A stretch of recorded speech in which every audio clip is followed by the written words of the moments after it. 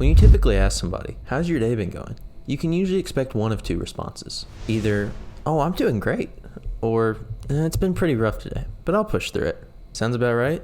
Good, because you've just been lied to. Even with 2026 technology, it's pretty hard to calculate happiness. People still try to. The World Happiness Report releases findings every year with stats based on social programs, health, and money. Yes, according to math, money can buy you happiness. But wait, correlation doesn't always equal causation. Which brings me back to the lie. In the past 3 semesters I've been at college, I've heard the phrase, I'm doing fine, about 600,000 times. Funny, because by definition, college students are not only the most broke, but also the most stressed out. Yet, I've even found myself pre-programmed with the same BS response. I'm good, how are you? The entire student body is filled with glee all day, every day. But we know that's not true. So what is happiness? Why does everybody feel it 24/7 when it's a daily turf war inside your head? In this video, I fight back against the idea that happiness is locked away. Instead, I propose how you can position your life intentionally for maximum enjoyment, which starts through identifying your triggers. Socrates once said, "To know thyself is the beginning of wisdom," and I believe him. The problem with scientific studies about happiness is that they aren't concrete. You can generalize through population samples, but the reality is happiness doesn't appear consistently in people. That's where we get RBF. But I'm going to portray Socrates and the multiple videos I've made on the power of knowing thyself by saying happiness doesn't need to be complex. In fact, I'm going to even say that you don't have to have deep core values to find happiness. You just have to be observant. Enter the 48-hour rule. What is the 48-hour rule? It's simple. What are the 4 things in life you can talk about for 2 days straight without stopping? Miles, that's a stupid rule. How does that have anything to do with happiness? Well, I'll explain it a little further. Happiness is largely associated with dopamine, the reward chemical, and serotonin, the happy hormone. These are both naturally produced by your body to persuade you to chase things that help you live longer. But in 2026, survival isn't as monumental a struggle as it was in caveman days. So now these chemicals are actually becoming tied to what grabs your attention the most. Herein lies the 48-hour rule. The question of what holds people's attentions is different for everybody. But when you find something worth 2 days of yapping, that is special because it is a trigger for intense happiness. If it helps, you can divide or multiply the rule for even more detail, but the point is to extract your surface level passions.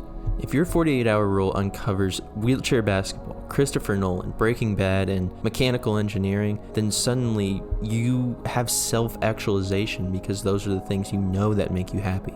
Okay, to be honest, I totally wrote myself into a corner with those random topics, but we're gonna keep the video going and see how we can make something of this. Okay, so we've defined happiness for you with the 48-hour rule, and now we understand your happiness triggers. Your triggers spark endless joy every time you get to experience them. But suddenly, the movie ends. The clock runs out. Class is dismissed. The fun's over! We found out what inspires happy thoughts, but how do we keep the party going?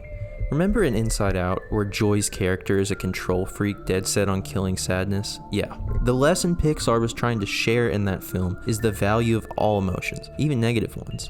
It's obvious that triggered happiness can set us free for a moment. But we face emptiness as soon as our happy hormones fade away, just like Bing Bong. Even if you know what makes you smile, even if you know how to keep lighting up your triggers day in and day out, eventually there has to be a release or void of happy thoughts. Even if you refuse to quit firing, it'll come eventually. If your endless trigger is desserts, obesity's gonna creep up. If your endless trigger is drugs, addiction is gonna bite you in the butt. If your endless trigger is social media, suddenly you're gonna face an echo chamber of information. Happiness not only limits itself to your discipline, it also can have unforeseen consequences once you start letting it control you. Which brings us to the last demon of happiness, slavery. I bet you didn't know that happiness actually has an older brother. His name is escapism, the tendency to seek distraction and relief from unpleasant realities, especially by seeking entertainment or engaging in fantasy. Notice how every trigger I've discussed so far is a form of escapism. Sports, movies, TV, science, food, drugs, social media.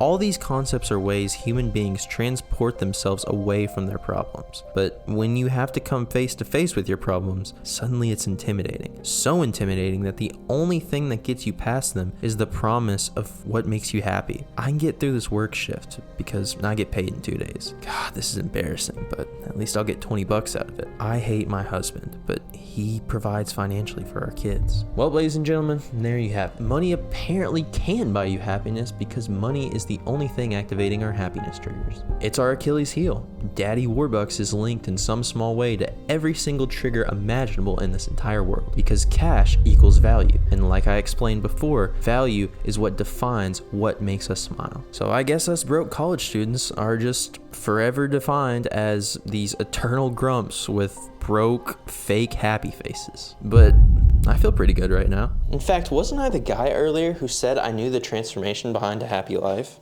Wait a minute, why does this study say that college made people happier even when their income stayed the same?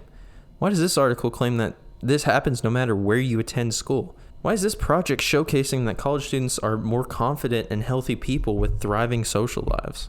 Let's use another example to break this down. Happiness is like a Lego set. You see, if I was a data analyst, I might see happiness as this instruction booklet that I have to follow to a T. If I'm a glass half empty person asking myself this giant philosophical question of, am I happy, with, my instructions in hand, I'm going to forget the point of the Lego bricks in front of me. The camaraderie of a central goal. When I think about the happiest moments in my life, in the end, it's not just about a trigger. I love the experience of sharing my gaming worlds with friends. I bask in the achievement of becoming stronger at the gym. I find peace with my girlfriend as we grow with each other in our relationship. And I cannot overstate the rush of making better and better videos every single day. My happiness in this world holds some of the most frustrating, hair-pulling, tear-inducing moments of my entire life. But when I pass people on my way to class, I still say, I'm doing fine, because maybe the truth is, deep down, I am. Happiness is a direction. I'm not happy because I'm forced to. And the people around you that you think are endlessly happy aren't just addicted to a happiness trigger either. The bottom line is, your story defines more happiness than any result you could ever find. Let me repeat that. Happiness is a direction. In order to live a happy life, you only need 3 things. Your 4 happiness triggers in the 48-hour rule, the creativity to explore those passions, and an adherence to what the mountain is, not the mountaintop. And yeah, I'll still get a job, make money, go out into this world, and honestly do things that I may or may not want to do. The kicker is that wealth will always support your happiness in some way. I can't, for a fact, say that it won't. I don't blame the World Happiness Report for using GDP as a part of their study. I mean, it's just natural. Money is an important part of world progress. But like Tony Stark said back in 2019, no amount of money ever bought a second of time. So next time someone asks how your day is going, don't just say it's fine. Tell them, I'm happy. It's the best direction a day can go.